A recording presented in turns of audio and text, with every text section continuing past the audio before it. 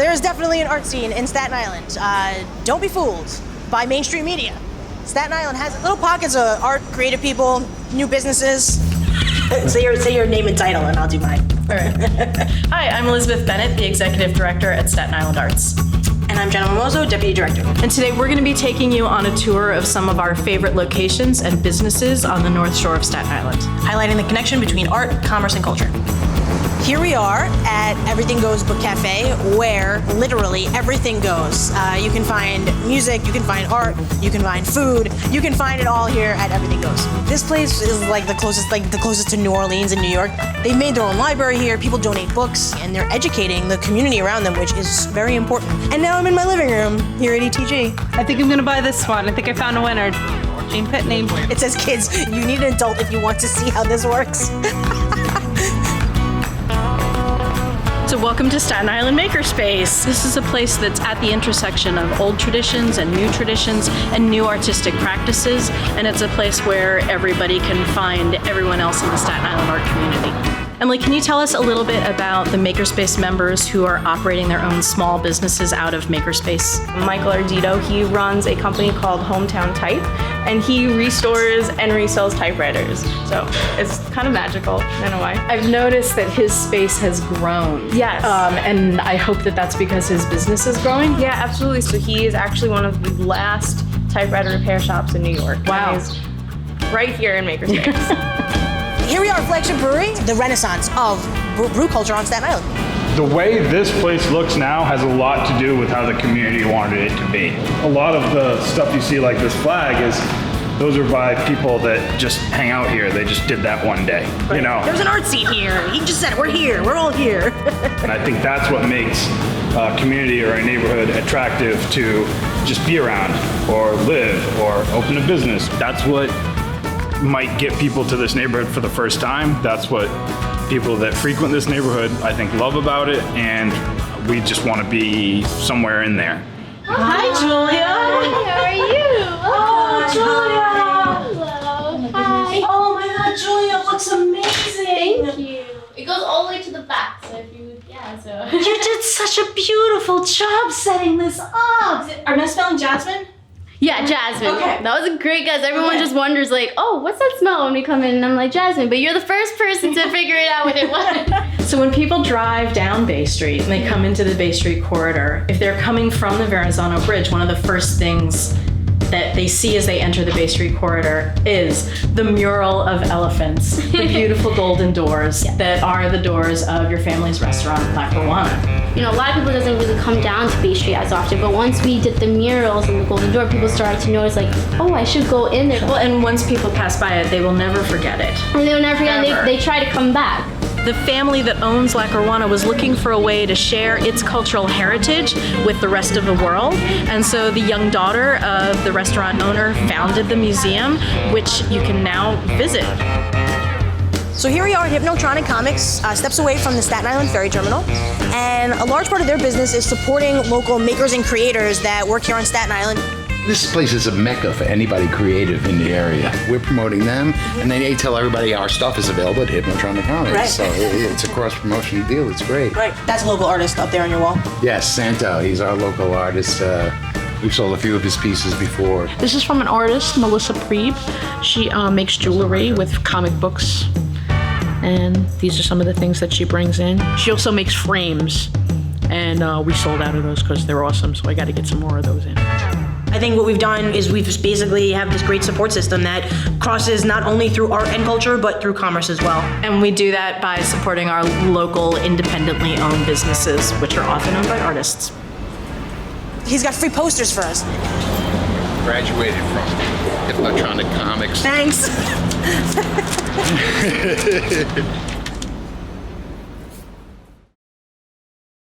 Hello, everyone, and welcome back to the Downtown Film Fest here from downtown Staten Island. I am Kevin Fairchild, the program coordinator for the Cinema Connex film series, which the Downtown Film Fest is a part of, and just want to welcome everyone to our Saturday night filmmaker Q&A. Very pleased to be joined by two filmmakers this evening. Before we get to that, though, I just want to make sure that we give our thanks and gratitude to all of our community partners that have really supported us and are such an integral part of the downtown Staten Island culture. Those small businesses that are really there for us when we need them. And at this point in time, they really need us to be able to support them as well. So please go to the Staten Island Arts website and check out all of our restaurant partners that are supporting us, and support them by doing what I like to say, which is staying in and staying local. Also like to thank the New York City Department of Small Business Services and the Neighborhood 360 grant program, which really made this entire program possible. So thank you all very much, and thank you for tuning in. So without further ado, I would like to introduce the two filmmakers that we have with us this evening. First up is Emeka with Jammed. Welcome. Welcome. Glad to be here. And then we also have Andre with the Saxophonist. Welcome. Well, thanks so much. I'm really happy to be here today. So yeah, thank you guys very much. Let's start from the beginning and talking about your movies. Emeka, I'm going to start with you. Very powerful message, incredibly great. I mean, incredible story. You said it's based on a true story. How did you come to it? Like, what's happening there? What was the inspiration? So the inspiration came from past events in which different churches were shot up by like intruders and terrorists, and I thought about creating a film but flipping the narrative based on things that actually happened, and seeing if I can kind of reverse and redirect what was supposed to happen into something that could have happened. So I just played around with it, gave it a little twist, and brought it to life. Awesome. And you're also in it too. What's it like being actor, director? How do you sort of like change those hats out? It's not easy. It's a skill that takes time to develop. I've been in all my films, so I've seen myself try to act and direct and do all of those things for so long that is not as difficult now. But going forward, I'm going to minimize how often you see me on the screen, because I would like to focus on directing from now on. Yeah, understood. It's hard to wear those two hats, right? Yeah. And Andre, how about you? Let's talk about the Saxophonist. What was the inspiration for the story, and yeah, how did that start? Well, my late stepdad was a big jazz lover. He turned me on to it when I was probably about 7th or 8th grade. Like, I got into Herbie Hancock and John Coltrane and Miles Davis and all the jazz legends. And I remember when I was in college, I took a history of jazz class where I started to learn the history from African roots of jazz all the way to where it was at that point in time, when you only just had like the radio stations and more normal artists now just covering popular music. And at the same time, I was interested in this idea of being an artist and struggling to try to have success, and sometimes the sacrifices that you have to make in order to achieve your goal. So I remember writing the script when I was in school. I was originally planning as a college project. And then when I got out of school, I put it aside. I had this other like feature film that I wanted to do to kind of like get me through the door. And I started working in the industry a bit. I started doing other projects. And then as I got older and felt the struggles of trying to find work and trying to get my projects out there on the festivals, I kind of came back to this particular script because now I was able to relate to it from an adult point of view, not just as a college student. And from there, I just started putting a little bit of my own personality and my experiences into giving it shape for the times that we're in. Yeah, it's funny how your relationship with something changes over time when you've been with it for a while, and how you feel about it definitely changes. So let's talk about production. What was production like? How long of a shoot was it? Were there some major obstacles you had to overcome in trying to get the films made? Andre, let's start with you. Yeah, so my shoot was about, I think it was a 6-day shoot, and it was over the course of a week. We did most of it between Brooklyn and Manhattan, and then we did like one day in Staten Island. And I think the two challenges that we had, besides, like the usual things that go on when you do a production, I remember when we tried to shoot the jazz club scenes, we tried to set it up in a way where, like, I took inspiration from a movie called Round Midnight, which starred Dexter Gordon, and that was shot in a way where they didn't want to like have the music overdubbed. They wanted to actually have the live musicians play on the set, so they would have two cameras set up to get the coverage that they needed and never interrupt the performance. So that was the approach that I took to it. But the place that I rented, and I'm not going to name what it is, they had other shows that were going on this day because they do like rehearsals and stuff. And we realized the rooms were not soundproof. Oh. So we were like fighting with the club manager and trying to like, get our block of time to get what we need to get done. And we're like thoroughly down to the wire to finish it that day. So I think that was certainly one of the stressful days on the shoot, and then everything else was really just getting the performance right, trying to make the day, try to keep the crew motivated. And, and I felt very good about it at the end of the day. I felt like the work that I put into it with the actors and what they injected, I'm still proud of them now, just talking about it. Yeah, and it definitely shows on screen. And getting that live performance in that way, I think definitely reads through in a way that's more authentic than, coming in and doing it or doing like a playback or something. Mako, what about you? What was production like for you? Production was pretty smooth. Challenges, I guess I would say a challenge was early in the beginning stages when we were thinking about casting and trying to figure out like what this person will look like. Like, is there a look? Is there a look for like a murderer, like white supremacist? Is there like how do you find this person? Because they can look, they can look like anything. Yeah. So I put it out.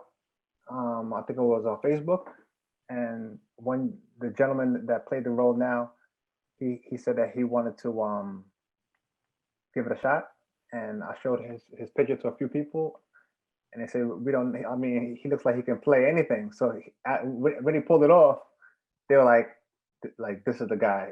He's the one. So took that audition video and casted him, and everything else was pretty smooth. I don't remember too many problems. We shot over 2 days, and if I could say one of the issues that I do remember having on set was the wind. Yeah. And we learned that on a windy day, don't shoot by where any trees are, because the wind hit the trees and the trees make the noise, and it's almost impossible to catch good audio. This is why they send out location scouters to go into these places and listen and look. And we couldn't predict that it was going to be windy and get that noise at that particular location that we had to be at. But other than that, everything went pretty smooth. It was a smooth 2-day shoot. Yeah, sound is definitely something that has come up a couple of times in the Q&As, and the difficulty in getting good sound and the importance of really good sound. I mean, you can have a really great image, but you're going to notice that sound. So exactly. it can be it can be hard. And Andre, what was the casting process like for you? So it first starts out where when I wrote the script and I completed it, I knew I didn't want to just hire an actor to pretend that they could play sax. I wanted to get somebody that could do it authentically. And I had a family friend who used to have his own band. He would perform at our holiday parties. And he suggested this guy, Bevan Lawrence, who lived in Brooklyn. And I met him and we talked about the project. He had never acted before. He teaches over at Brooklyn High School of the Arts, and he studied under Jackie McLean, who's also a famous jazz saxophonist. So, I promised him that he would have more than enough time for me to work with him in terms of getting the performance down. And at the same time, he had a record called Infinite Beginnings.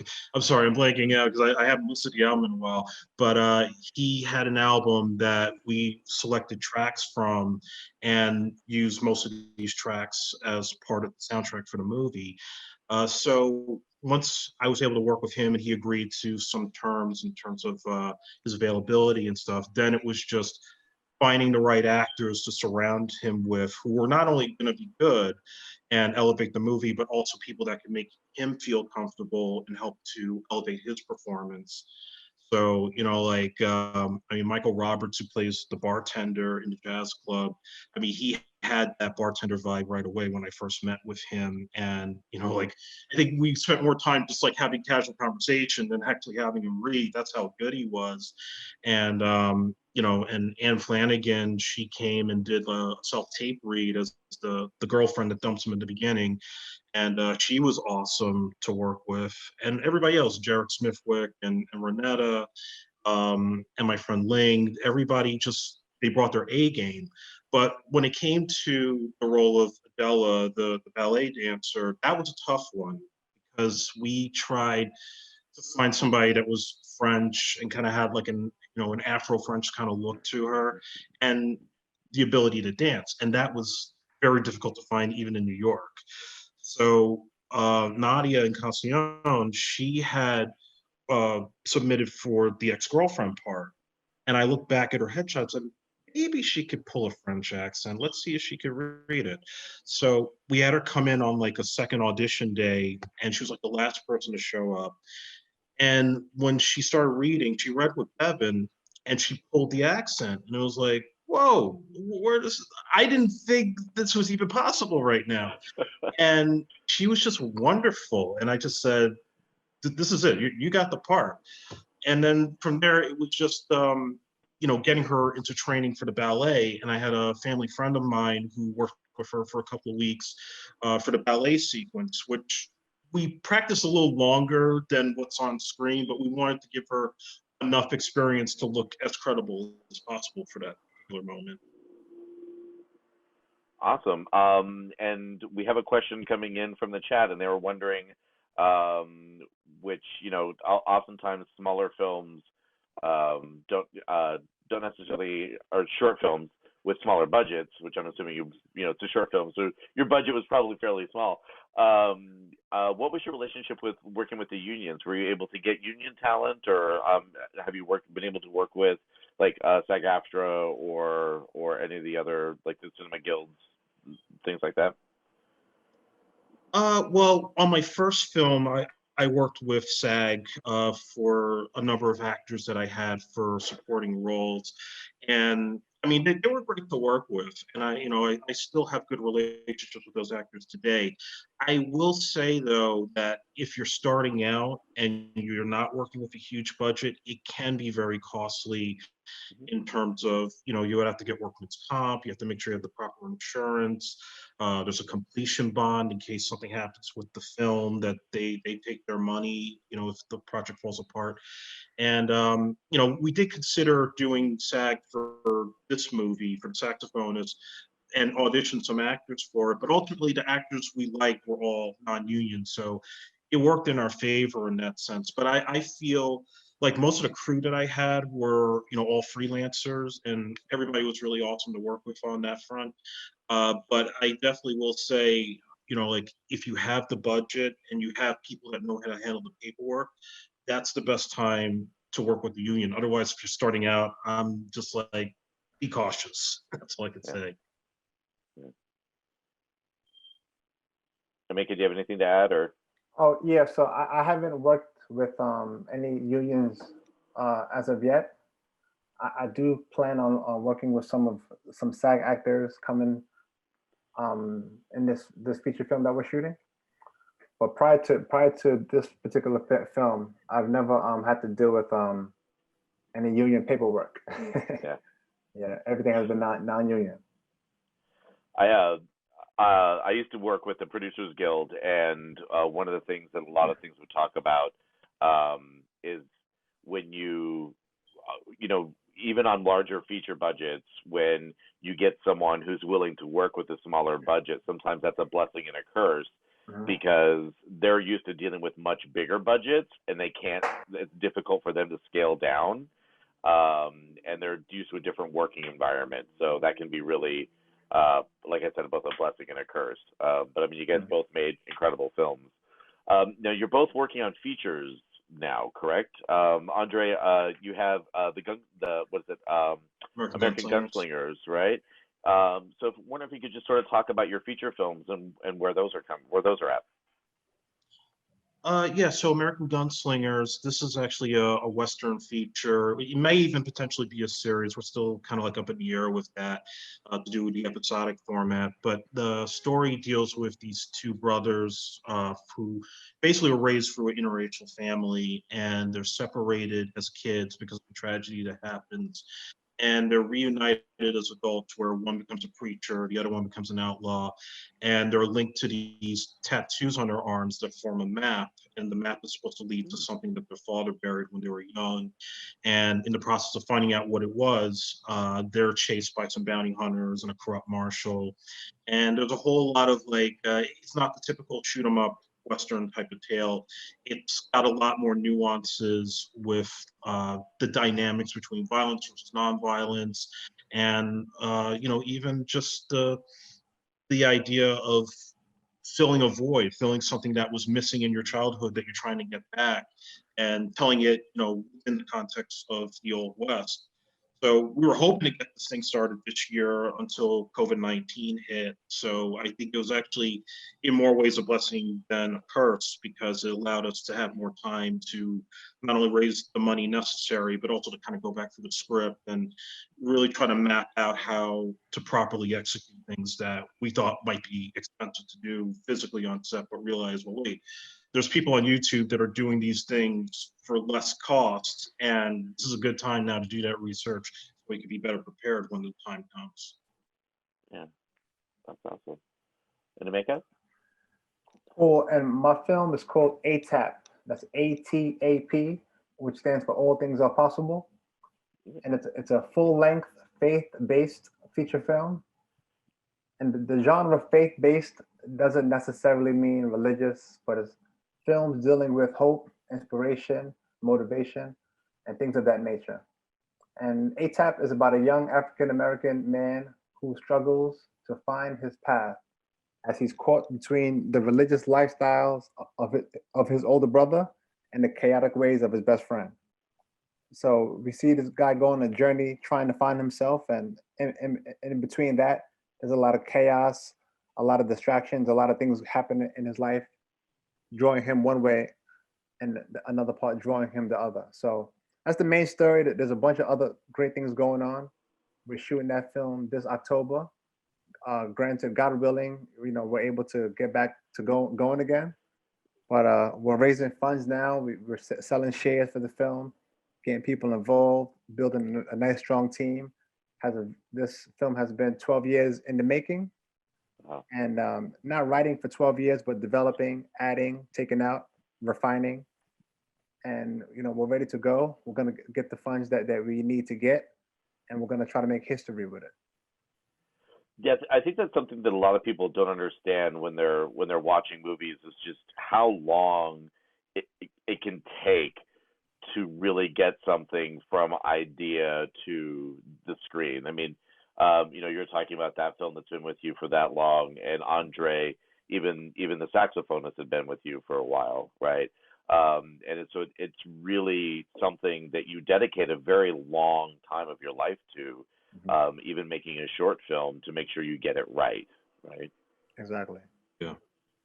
Yeah, it's a lot of dedication. So I wonder if you could both sort of talk about where you get your inspiration from to create, both now during the COVID lockdown, but also in general. Are you what are some of the television shows you're looking at, other films, filmmakers, artists? What kinds of things are you looking for to keep yourself inspired? Mika, let's start with you. Well, now I'm not gonna lie. I've been a little. I haven't been watching too much lately, even though we have more time to watch things. But typically, what motivates me is watching. I try to get in a movie or two a night, and that's just me filling in my file cabinets with this information and things. Like, I didn't go to film school. I didn't I watch a lot of videos and stuff. That's how I learned everything. But my school is watching movies and drawing from every movie that I watch, the good movies, the bad movies. I never liked watching bad movies because I feel like if I sat through a bad movie and when it ended, I would almost feel a little depressed. So I was never a fan of watching bad movies, but I learned to be able to watch bad movies and learn from them, learn what not to do, right? Yeah, I actually love watching bad movies because of that. Because then when you're watching something that goes right, like you're not really necessarily thinking a lot of things. When you're watching something that isn't going right, then it really makes you think, okay, why isn't this working? Like, what is it about this that's just not working? Yeah. And that can be incredibly educational. Sometimes I wish they would teach bad movies in film school so we can all know, like, this is what it's like when it doesn't go right. Yep. Yeah. So That's awesome. So that's pretty much where all my inspiration comes from, just watching other people who did it before me and learning from them. Yeah. And Andre, how about you? Yeah, I'm just like Amika. I get my inspiration from a lot of different films that I watch. Most like a lot of the blockbusters, of course, but then a lot of independent films, even stuff that maybe people haven't seen. That's like all the way in the back of like the VOD channels, or like even something really old. And I get very eclectic when it comes to my ideas, because I can really get inspiration from like a video game that I played, or a song that I heard, or even like an old TV show that I never used to watch that I'm just only now kind of catching up to. Like for example, I'm not going to say what the artist was, but I was watching like a show on song on TV1 the other day, and there was an episode on a particular artist, and there was a song that was playing on that episode that I haven't heard in a very long time, not since I was a kid. And it kind of gave me this inspiration all of a sudden to write a treatment for potential feature down the line. So like just little things like that just come out of nowhere, and it sparked my imagination to put something down on paper. Well, that's awesome. That's awesome. So, I one of the things I like talking to people who've made a number of different projects about. I love knowing what was your, not just on this project but on any project, what was your best day on set? Good question. All those sets, got think back. Like when you think back about it, like being on set, what's the first thing that sort of comes to mind? It's like, man, that was a great day on set. You want to take that one, Andre? Yeah, I mean, I would say that the first day of shooting was the smoothest, because it was all just the ballet scenes. We didn't really do any major dialogue stuff. But I think the best day, there was a hang up on one particular day, but I think the best one was when we shot the ending scene in the park with Bevan and Nadia's characters, when he confesses to her that he's not going to go to LA. And just the way that kind of lucked out, because originally that was supposed to be like set in an apartment building, and I said, well, we're in Brooklyn, it's a pretty nice day, let's just do an outdoor scene. And I thought that we really handled that one really well. And then the evening we did the scene when they first kiss on the rooftop. That had some challenges because we had a miscommunication over the location that we wanted, and we ended up like at this other place at the last minute, which was like right by the BQE. But it still worked out for what we wanted, because it gave us the atmosphere that was necessary for that scene to work. And I really sat down with both of them to kind of get them into that mood and get them to feel vulnerable at that point. Because it's like, Bevan's a married man, so it's not like he's ever really done a movie where he has to kiss, another woman.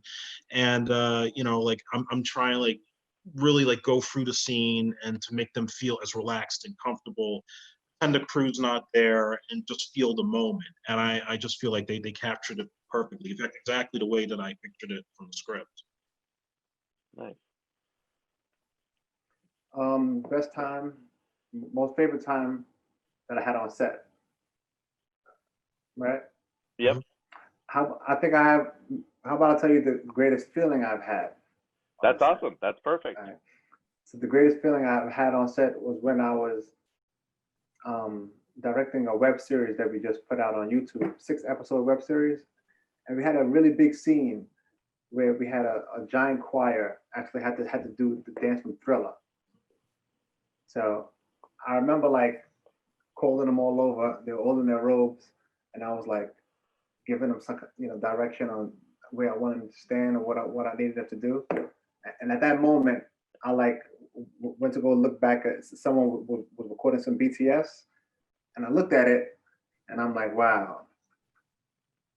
It's like everything that proceeded out of my mouth connected to all of these people that was going to give us a final product.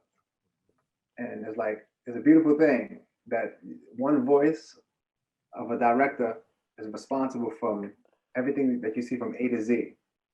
And when I saw that, I mean, I know what's happening because obviously John said directing, but to see it, it was like, wow, it was such a beautiful thing, such a blessing to be able to be a director, to people to be in a position where you're saying something and everyone is at ease listening to what you're saying so they can go and respond. So that was probably the most beautiful time that I remember as a filmmaker. Oh, I bet that feeling was great. Yeah. That was a great feeling. Now, you've both sort of touched on something that I'd like to talk about a little bit more, and that's sort of where we are in terms of the modern media landscape and the ability to have an idea and turn it into a short film or a feature film or a web series or even broadcast. And I wonder if you could both sort of talk about what you're thinking about when you're looking at things and where it might go, and sort of like what part of that decision-making process is for you. Mika, let's start with you. Like, what was it about the story that said this is a web series? Well, for this particular story, I got a lot of this. The things that you see in the web series are as a result of the things that I've seen when I was visiting a particular church. So all the characters in the web series are real people in some way. But I had those experiences, and I was thinking about one day of all the funny, crazy things that happened when I was in this particular church, and I said, this would be a nice some kind of broadcast. Like if people were to know and watch this, I think they would really enjoy it and have some funny parts. So instead of writing or putting together a film, I said, why not create a series, put it on YouTube, and people are going to relate. There are going to be a lot of people who know these people as well. And I said, let's just do it. So I put down all my experiences plus other things into like different scripts and just put it out there. And they're all based on things that I observed myself being a part of being in that environment. Nice. And Andre, how about you? Well, like I said, I originally had planned to do this as a college short film when I went to Emerson College up in Boston, so that's where I studied.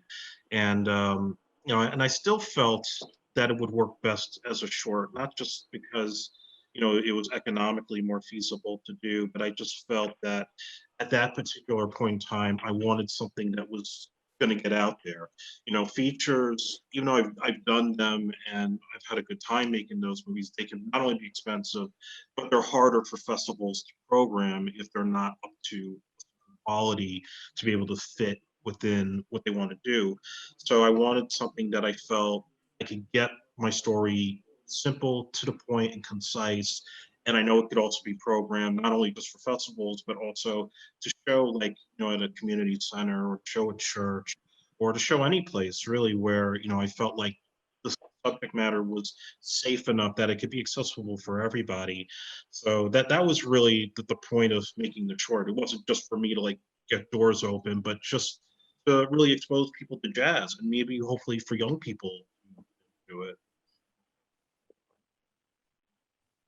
Yeah, absolutely. That makes complete sense in terms of like sort of where this particular film landed. I want to ask about sort of where we are right now as a world, and when the COVID crisis first started, a lot of people turned to streaming services, turned to movies, turned to television shows.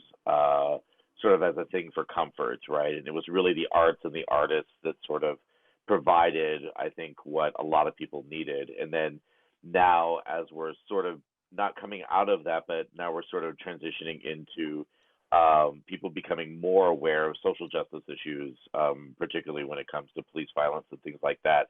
I think, again, creativity and art and artists are really going to kind of help pave the way in terms of expressing those ideas.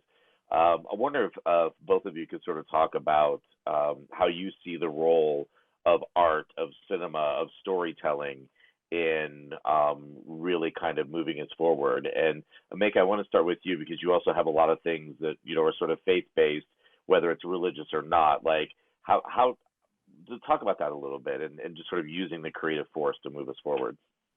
Okay. Yeah, I think that during the time, you know, we're going through it's a very unique time in which there's a lot of loss, but there's also a lot of gain. I think that the future is, as we know it, is if you ever thought about purchasing stocks on Netflix, now's the time. You know, because I don't think that we were gonna get back to packed movie theaters as we once did. I feel like eventually there was a time when drive-ins were like the norm, right? That was like the norm. Now, when we talk about drive-ins, people are like what were those? I feel like a time was coming when people would talk about movie theaters like, what were those? Because people. And funny enough, they're talking about drive-ins now. Those are coming back. Hey, look at that, exactly. So it's like everything is just a big cycle, so, you know. But I think it's a cool thing. One of my main goals, I had a goal since I started shooting a camera. I started the day I picked up a camera. I had the goal to create a film and be able to display in a theater around the world. That was like my main goal. I said, if my film doesn't play in the theater, I have failed as a filmmaker.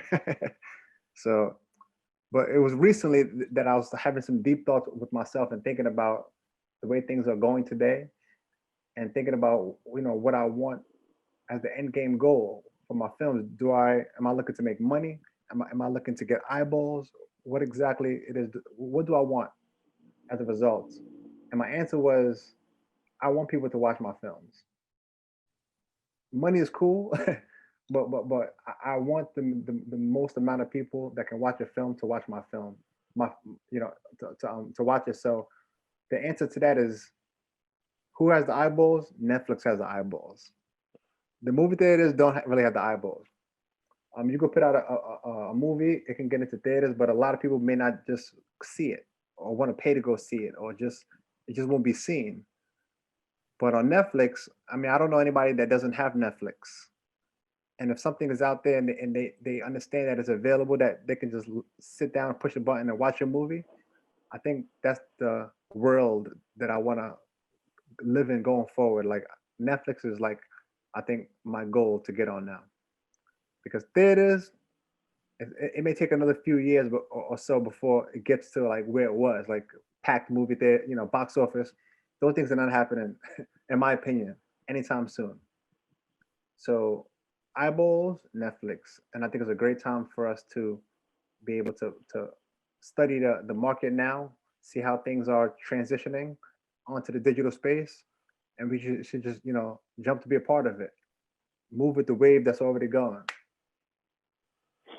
Yeah, and the great thing too with something like Netflix is that it's, you know, aside from the barrier of having to pay for the service, it's accessible to a lot more people, right? Like, I think for many people growing up with video stores, like just wandering the stacks of a video store and seeing all this world of different things. And, you know, if you're living in a small town in America, there's not an art house cinema near you. And so this really gives you the chance of seeing a lot more things than you would normally get to see in just a theatrical model. Yeah. And Andre, how about you? I've been putting a lot of thought about this since the virus first hit. And I do believe that industry is changing faster than we would have ever imagined. I feel for a while that the theaters have only been catering to primarily the blockbusters, you know, the Avengers, Star Wars. And, you know, of course, I love going to movies to see those, but there's not enough left in terms of smaller, middle of the road, like grounded type of stories too. And because of that, most of those stories are being told on Netflix, on Hulu, on Amazon, and they're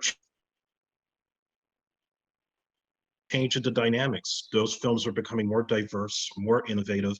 And you look at shows like Orange is the New Black or Stranger Things, they're getting the kind of popularity that classic films used to have back like when I was growing up. And that says a lot more than a movie that's out for like a month before it goes onto a streaming service, and then you kind of forget about it after a year. And at the same time, what I also think is happening is because of this movement and this climate, you know, it's kind of going hand in hand with people staying home and watching these shows and these movies because they're hungry for new content. They don't want to just watch the same stuff with the same big name stars, but they're looking for things that, like for myself and Emeka, like what we're trying to do right now to change the perception of what Hollywood tends to put out. Like when I did The Saxophonist, I purposely made it so there wasn't anything offensive. There wasn't anybody getting caught up in crime or getting arrested. I just wanted a safe story that anybody can relate to from any region around the world. And to have that kind of perception of us as a culture and tell our own types of stories, I think that's also going to progress us into a new decade where I do really see some serious change. And I mean, Emeka's film alone, you could see that it's talking about the times now. People can change if they have that faith to change. So I'm hoping we get more of that as we go forward, and that it will certainly change the way we're depicted on screen. Yeah. Yeah, which I think is absolutely critical, right? I mean, you see a lot of films with violence and characterizations, and you just sort of think to yourself that we should be able to do better, right? Like, I mean, as content creators, we should just be doing better. And yes, things weren't always done the way that they're being done now, but that's not a reason to not do better, for the lack of a better term. Right. So we have a question from the audience again. Andre, you said you went to Emerson, right? Did you study film? Yes, I did. Okay. And Emeka, you did not, right? Nope. So this is a perfect example. Let's talk about this for a second. Because one of the big things in this world is the question of to film school or not to film school. So I'm going to start with you, Andre. Film school, what was it like for you? Would you do it? Would you recommend doing it again? Would you do it again? So for me, film school was a very good experience in terms of learning the craft end of it. Just working with old school 16mm film and the process of having to edit on the old Steenbeck tables before you started to do digital filmmaking. At the time that I went there, they were just at the cusp of, getting away from physical media and going on to, thumbnail drives and, having your movies put out on like a QuickTime server or something like that. So we were sort of like in that weird transition point to where we are today. And certainly learning the craft and watching classic movies through those film classes, they absolutely helped to build my skills. The only thing that I would say was the one downside was there wasn't enough about the business end of it. I mean, there was like maybe one entertainment business class, but it was primarily about, who's the top agent right now, who's running these studios. And, it's all well and good to know if you're going to Hollywood right away, but at the same time, it's like, well, nobody's really telling me how I get a job when I get out of school. And I feel like you have to learn that just by your own research and just buying the books and understanding, or just reading somebody's biography to know their experiences and the pitfalls to avoid. I think in this day and age, it's a benefit to go to film school, but with YouTube and all of these tutorials, even just like 10-year-old kids who know how to use things like After Effects, it's like, maybe it's just better to just learn, like Amika has, like just learn on your own and build your skills from there just by watching other movies, working on sets. That's how you really gain the experience. It's the mileage, not so much what you learn in the textbook. Yeah. Amika, would you agree? I definitely do. I think with the film school, versus non-film school, I would say depends on the person. It's not needed. If you learn, you can anything that they can teach you in the film school, you can learn on YouTube. Yeah. YouTube or some other the courses online. But the benefits of film school I believe are, number one, to be able to connect and build that team of people that you kind of have to be in class with. You can get to see their discipline. You're able to see their character and find out, build strong community so that you can use this team to go forward when you leave the film school. So in that sense, I definitely agree with it. And the second one is because it provides structure. Whereas someone like me, I'm very disciplined. So I'm able to get on the computer or read these books or do filmmaking things like every waking hour that I have available to do filmmaking things. I do that. Most people don't have the discipline, so they need the structure. They go to school. School tells them to be here at 8 o'clock. They have to be there or they fail. So for me, I had discipline, so I didn't need film school, and but it's a beautiful thing once you want to learn something, because anyone can learn how to become a filmmaker. If you go on YouTube, if you type in the word filmmaking, just the word filmmaking, and you create a playlist of the first 100 videos, and you watch those 100 videos over some time, you're probably going to end up becoming a really, really good filmmaker, just like that. But you can do it either way. Everything is available to us now. Go find what you want to find, become a master at it, and I think you will become successful. And get out there and do it, right? Mm-hmm. Like that's the most important thing. So, yeah. Well, thank you both so much for joining us tonight. Two really, really great films. For those of you who haven't had the chance to see them yet, you can still watch them until midnight tomorrow night. So please check them out. And we will be back tomorrow on Sunday for our last day. It is a pretty full day of programming, actually. We are going to be starting at 5 o'clock with a Q&A with the filmmakers behind Staten Island's Huddled Masses, an immigration storytelling project, and then we're going to go into a conversation with Jeff Gomez at 6 o'clock, highly accomplished producer, and really someone who coaches people and helps people in terms of finding their own narratives and finding their own ways of telling their stories. So I highly recommend everyone tuning in for that. And then at 7 o'clock, we're going to have our last Q&A. So and it's going to be with the One Note at a Time, the music films. So again, thank you both very much. Good luck with your projects in the future. If you want, real quick, shout out how people can find you online, if you have a website, follow your work, all that good stuff. Andre, we'll start with you. Yes, you can follow all of my work at ajepixproductions.com. That's AJEPYX. Follow me on Twitter and Instagram at AJEPYX. And also, I have my movie Vendetta Games, which is a feature film that's up now on Amazon and Tubi. If you want to check that out on VOD and DVD. Perfect. And Emeka? And for me, you can find me across all platforms at Emeka Film. So that's my first name, Emma, EKA, and the film. And any platform, you can catch me there. Or my website is my full name, which is Emeka. And by the way, it should be spelled somewhere. You can find that, myfullname.com. And you can find some of my short films and you can check out some cool stories. You got it. Thank you again both so much. Have a wonderful evening, and we'll see everyone again tomorrow. Thanks so much. Great, Take thanks. care. Cheers.